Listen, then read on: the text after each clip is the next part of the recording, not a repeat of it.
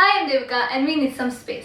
एक फ्रेज है जो मैंने लॉकडाउन के टाइम पर बहुत सारे लोगों से सुना था। I have lost a sense of time. मतलब यही नहीं समझ आ रहा कि आज और कल में डिफरेंस क्या है। और ये बहुत सेंस बनाता है क्योंकि अगर मैं अपने प्रेजेंट को ही डिफाइन नहीं कर सकती तो मैं अपने पास्ट और फ्यूचर को कैसे डिफाइन कर सकती हूँ। अगर पास्ट के कुछ कॉजेज है जिसकी वजह से आज कुछ हो रहा है लेकिन मुझे यही नहीं पता कि आज क्या हो रहा है, तो मैं उन पास्ट के कॉजेज को कैसे आइडेंटिफाई कर सकती हूँ। और अगर मुझे यही नहीं पता कि मैं आज क्या कर रही हूँ तो मैं ये कैसे कह सकती हूँ कि कल मैं क्या करूंगी। मुझे पता है थोड़ा कंफ्यूजिंग है, इसलिए आप थोड़ा टाइम लेकर इसके बारे में सोच सकते हैं। पर इस कंफ्यूजिंग रिलेशन की वजह से मैंने बहुत सोचा है कि क्या टाइम एक्चुअल में एग्जिस्ट करता है या फिर ये सिर्फ हमने हमारी लाइफ आसान करने के लिए बनाया है।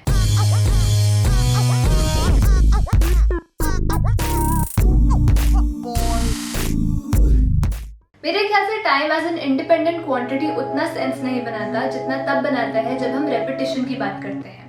टाइम पीरियड यानी वो टाइम जब एक ऑब्जेक्ट कोई भी एक साइकिल कंप्लीट कर अपने स्टार्टिंग पॉइंट पर आए, हमें एक ऐसा इंट्यूशन देती है कि टाइम एग्जिस्ट करता है क्योंकि वो वापस आ रहा है। स्टोनहेंज जो कि 3000 BC में बना था, इस तरह बना हुआ है कि वो समर सॉलिस्टिस की सनराइज से अलाइंड है और विंटर सॉलिस्टिस की सनसेट से अलाइंड है। हो सकता है ये कोइंसिडेंस हो, पर ये भी हो सकता है कि लोगों ने इसे सीजन्स को प्रेडिक्ट करने के लिए यूज किया हो।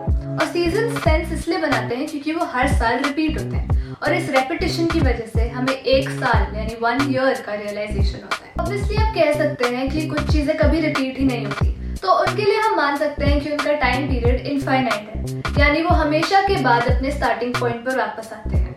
और यहाँ पर जो मैटर करता है वो है टाइम डिफरेंस, क्योंकि कोई एब्सोल्यूट स्टार्टिंग पॉइंट या एब्सोल्यूट एंडिंग पॉइंट नहीं है, पर हम ये मेजर कर सकते हैं कि एक इवेंट दूसरे इवेंट के कितनी देर बाद हुआ। फॉर एग्जाम्पल, अगर अभी 9 बज रहे हैं और मैं पूछती हूँ कि 4 कितने घंटे पहले बजे थे, तो आप बोलोगे 5 घंटे पहले।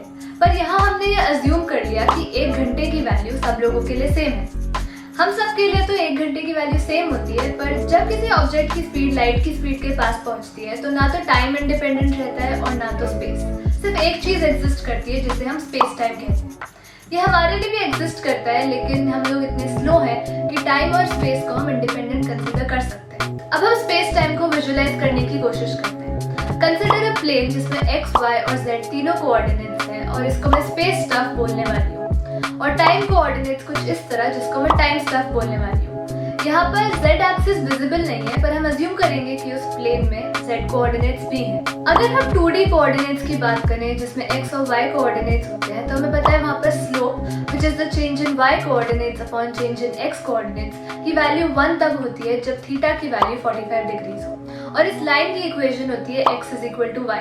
सिमिलरली अगर हम स्पेस टाइम में आए तो हम कह सकते हैं time stuff will be equal to space stuff जब एक लाइन हो जिसकी एंगल 45 डिग्रीज हो with respect to the plane. और यहाँ पर ये लाइन सिर्फ एक प्लेन में नहीं होगी बल्कि हर जगह होगी, और इसकी वजह से हमें कोन मिलेगा कुछ इस तरह। अब इस कोन के सरफेस पर the change in time stuff is equal to change in space stuff, या फिर हम ये कह सकते हैं the change in time stuff minus change in space stuff is equal to 0। इस पूरे इंटरवल को हम स्पेस टाइम इंटरवल कहते हैं, और इस इंटरवल की वैल्यू 0 तब होती है जब कोई ऑब्जेक्ट लाइट की स्पीड से ट्रैवल कर रहा हो। अगर इस इंटरवल की वैल्यू पॉजिटिव होती है तो उस ऑब्जेक्ट की स्पीड लाइट से कम होती है, और अगर इस इंटरवल की वैल्यू नेगेटिव होती है तो उस ऑब्जेक्ट की स्पीड लाइट से ज्यादा होती है। पर हमें पता है कि एक स्क्वायर की वैल्यू कभी नेगेटिव नहीं हो सकती, और इसीलिए हम इस पूरे रीजन को एल्सवेयर या फिर एल्सवेन कहते हैं। ऑन द अदर हैंड, अगर टाइम कोऑर्डिनेट की वैल्यू इस पॉइंट से ऊपर होती है तो ये पूरा रीजन आता है फ्यूचर में, और अगर टाइम कोऑर्डिनेट की वैल्यू इस वैल्यू से कम होती है तो ये पूरा रीजन आता है पास्ट में, और ये पॉइंट होता है प्रेजेंट। इसका मतलब प्रेजेंट या फिर राइट नाउ वो पॉइंट हुआ जिसमें हमारे अभी के टाइम कोऑर्डिनेट्स और स्पेस कोऑर्डिनेट्स हो,